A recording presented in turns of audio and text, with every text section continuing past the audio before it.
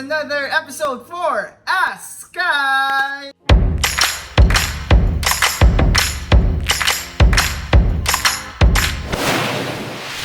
This is Ask Sky, where I try to answer your anything and everything under the sky questions.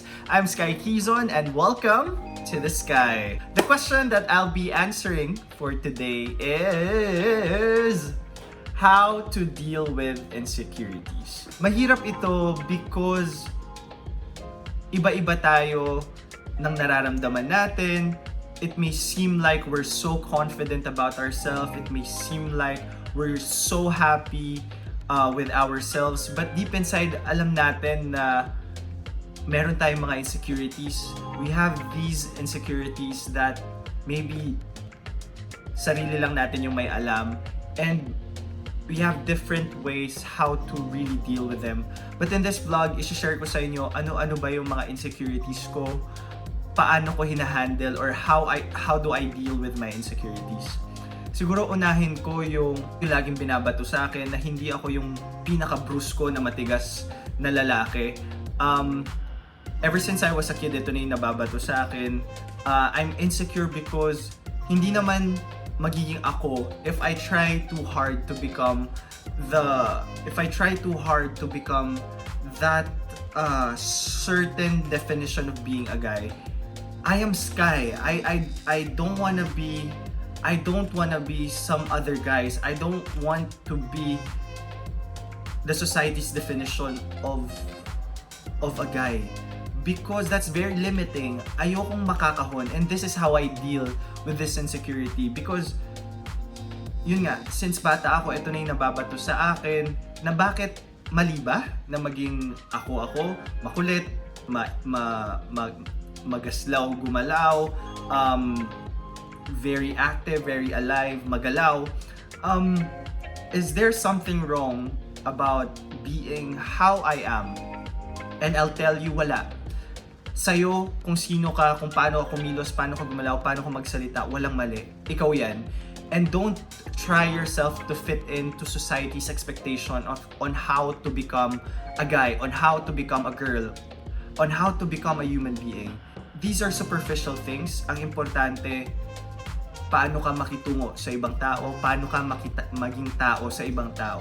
And when I think of it, I can do more things. I can do many things if I don't stay inside the box. And that's how I deal with that insecurity. And now I don't think it's an insecurity, because I am an advocate of being who you are. I am an advocate of staying true to yourself. As long as wala ka naman talagang tinatapakang ibang tao, diba? Yun yung importante. It's harder than just saying it. You know, everyday maapektuhan ka pa rin sa sinasabi ng ibang tao.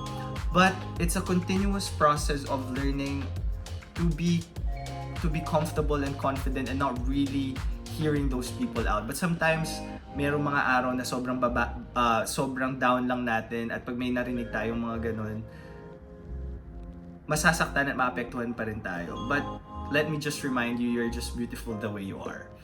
Next insecurity ko,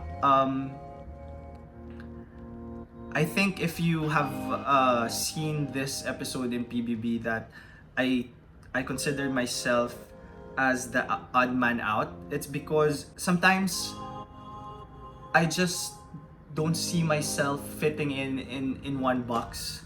Yung sinasabi ko kanina na saan ba ako lulugar? Parang hindi ko alam kung saan ako lulugar. Sometimes I don't think I belong in any group. Na minsan sobra ako sa grupong ito, minsan kulang ako sa grupong ito.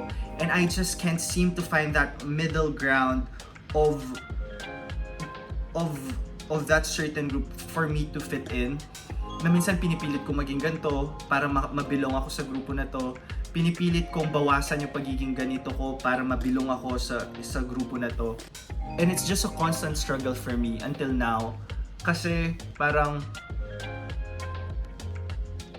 I'm not the conventional type of guy. I'm not a conventional schoolboy. I'm not a conventional artist. I'm not a conventional actor.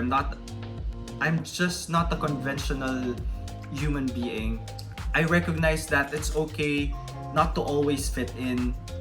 It's okay not to always feel that you belong. Kasi parang the more in my experience, the more that I force myself to fit in, the more na nafe-feel ko na hindi ako belong, the more na parang hindi ako yun. So, it's hard to deal with this because until now parang laging may kulang sa gagawin ko. I think this is a problem by most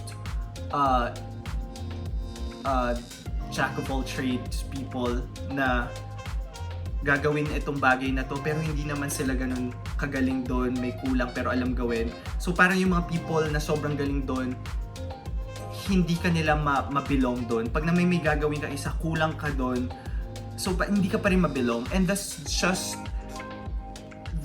so difficult to feel. And I always feel it most of the time because hindi ko alam minsan kung saan ako nabibilong, kung saan ako dapat lamang pumunta. And now I am realizing that it's okay. It's okay that ganito ako. It's okay that I try my best to do well in this, And if people don't see me at par with them, and if people don't appreciate what I'm doing, I think that would be their problem, not mine. Because in my part, nagagawa ko yung gusto ko, nagagawa ko ang pangarap ko, nagagawa ko yung gusto kong gawin, and I am trying my best to do whatever I can to perform or to deliver what is needed for me to deliver. Woo! Ang hirap pala ng episode na ito But yeah, I'm opening up sa inyo itong mga nasa sa loob ko. And I'm talking in general dito because I think marami din sa inyo ang makaka-relate dito. Siguro next personal insecurity ko is I consider myself as really someone na hardworking, that I really work hard sa mga gagawin ko. But then mapapaisip ako, saan ako nagkukulang? Bakit parang mailap ang trabaho sa akin? Bakit hindi ko to nakuha? Nag-audition ako for this, but hindi ko to nakuha. Gusto kong gawin to, bakit hindi ko magawa? And sometimes I just doubt myself. Magaling ba ako? I doubt myself if kaya ko ba? I doubt myself kung kulang ba ako? Alam mo yung feeling na ibinibigay mo yung lahat, ibinubuhos mo lahat ng makakaya mo, pero hindi mo alam saan ka nagkukulang. Bakit hindi mo makuha yung gusto mong makuha? And now, how do I handle this? Saan ba ako nagkukulang? Kung kulang ba ako? I just tell myself, ginawa ko yung best ko. Ibinuhos ko lahat. Alam ko hindi ako nagkulang. It's just not for me. And I accept that reality. I accept that things that I want may not be destined for me, or things that I want may not be what Lord wants to happen in my life. But I continue to strive. I continue to work hard.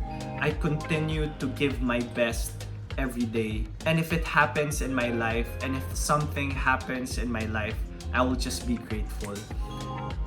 This insecurity teaches me to always be grateful, no matter how small or big a thing happens in your life. In my life, I'll always be grateful. Ayun, I hope meron kayong natutunan on how I handle itong mga insecurities ko sa buhay. I talked about them generally so that you guys could relate. Maraming salamat sa pakikinig. Sana ay anumang insecurities ang nararamdaman nyo ngayon ay you'll find the answer on how to deal with them. There you have it. I hope we'll be able to turn our insecurities into our strengths so that we'll be happier individuals. Thank you so much for watching Ask Sky. I'll see you tomorrow for another episode of Ask Sky. Bye!